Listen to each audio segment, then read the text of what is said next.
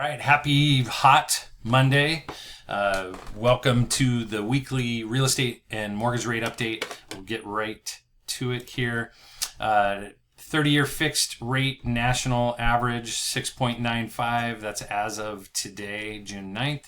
Again, this is the national average, but it's still hovering in the high sixes, certainly moving towards 7 as a result of the jobs report on Friday. It came out stronger than expected.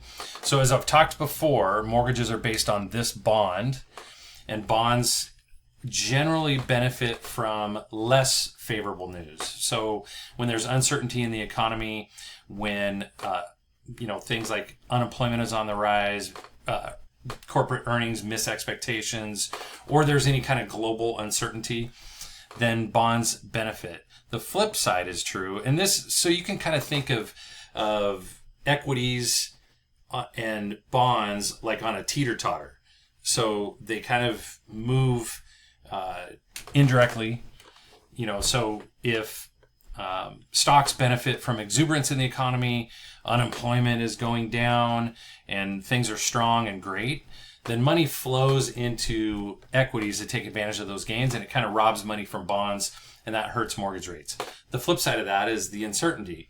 If there's global unrest, or if there's issues with, inflation, things like that, then money flows out of stocks and into the security of bonds, and that helps mortgage rates.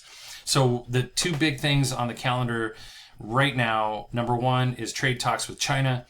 Those are ongoing. If we start to see progress there, that will likely benefit the stock market and hurt mortgage rates. The other thing is the CPI report comes out on Wednesday. This is an inflation report, the Consumer Price Index. And we looked at this 2.31, I think, in the last one or two updates. 2.31, it's really moving toward the Fed's favored 2% inflation. And we've seen some really great movement in that regard. However, when we look at the estimate for May 25, it's going to be 0.1, 0.2 in the headline inflation number. And that's an okay number, except that it's going to be replacing a very low number, 0.04. So if the way that this annualized number is determined is every new number replaces an old number from that corresponding month the prior year. And so if we have a 0.1 that replaces 0.04, then, we're going to be looking at potentially 2.4 to 2.5 above, moving upward from 2.31. Bonds hate inflation. Bonds are a fixed return over a period of time. And so when inflation goes up, it erodes the value of that return. That means rates have to go up in order for the appetite for those bonds. So that's what we're going to be facing this Wednesday, is the potential for headline and core inflation to move upward. We'll see what happens.